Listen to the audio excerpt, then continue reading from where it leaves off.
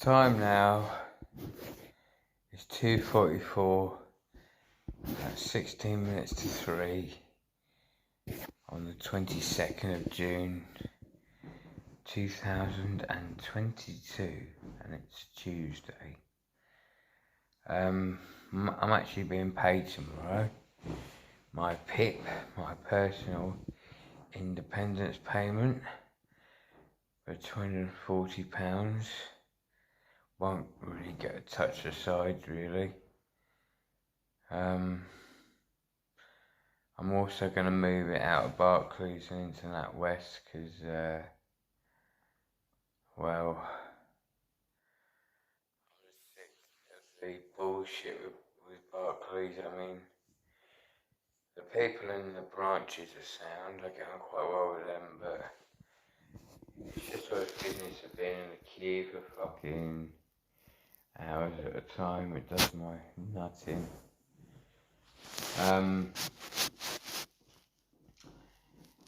As you can tell by the videos I used to make when I was on the road and having freedom, they were a lot better, a lot more interesting, a lot more fun, a lot more enjoyable. Yeah, but like I keep saying, things had to come to a close. I couldn't carry on the way things were because it's not all in my head, I promised the British Army, and I had them on my back. I think I had the SAS on my back.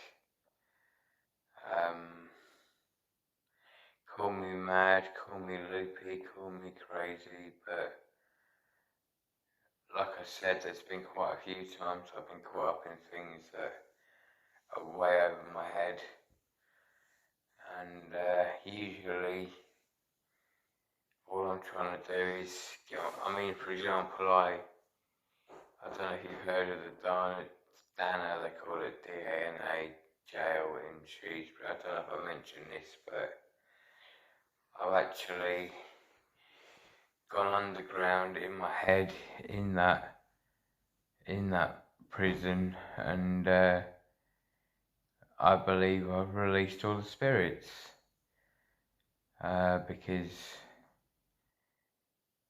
to me, and what I've experienced firsthand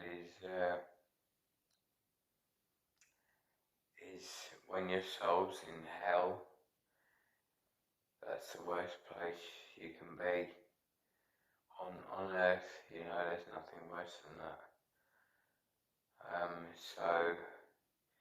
And the other thing I was doing at the Highbury unit was thinking of like wars and trying to connect with people who'd been killed and injured in those wars, and feeling their pain and hopefully helping those people, and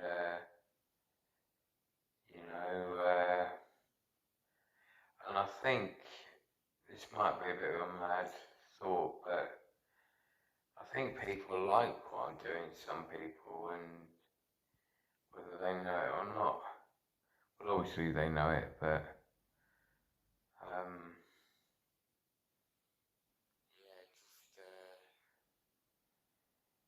just connecting with people's pain and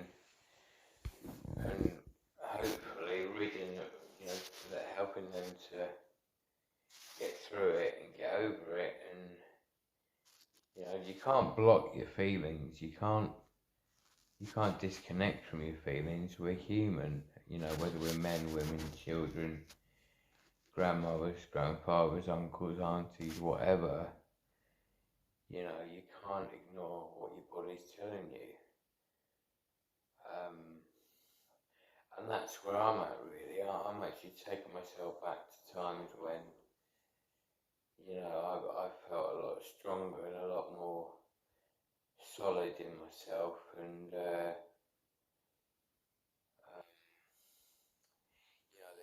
times I keep coming up, memories that kind of help you to deal with what you're currently facing. It's a strange experience I'm going through, really. It's kind of a, but I'll be honest, I'm getting a little bit bored. I'm contacting modelling agencies, and you know, I don't think I'm a bad looking lad, but you know what the way these modelling agencies are like. They're a bit up their own arses, aren't they? They're a bit fucking snotty and snobby. I mean, you never know. I might go down that route and make a bit of income from that. I've also, obviously, as you know, I've got a YouTube channel, and I put a few extremely sensitive details in one of those videos. It's called Risperidone the Truth. And I think these doctors know the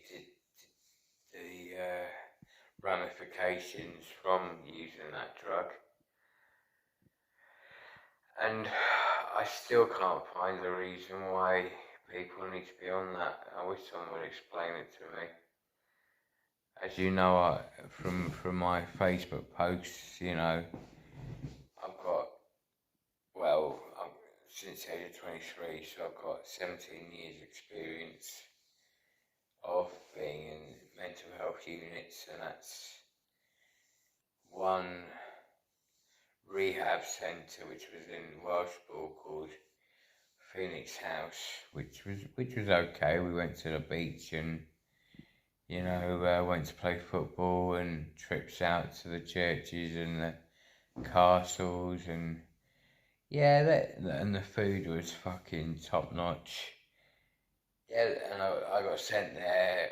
Yeah, anyway, I've told you a lot of this story, so I don't have to keep going over it, but I've been in St George's Hospital, the Hatton Centre, Ashley, Radford, I can't remember, Norton, there's a couple of them, and then I've been in both the Medium with that business with Tara, not Tara, with the business with what I talked about in that, the truth of Risperidone,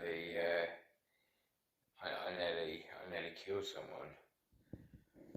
That's how serious it was, because there's only so far you can knock someone down before they react like, and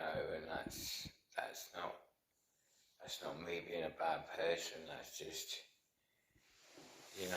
having being humiliated beyond all recognition. It's only what a normal, I don't know about normal, but it's what happened anyway. And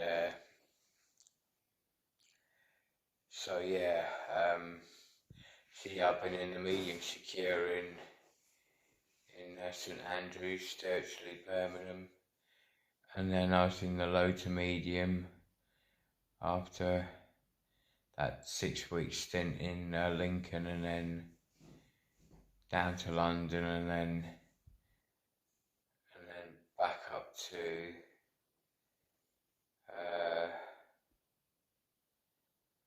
6 weeks in Lincoln. Then I went down to London. Then I was poisoned. I think it was what that guy gave me in that drink.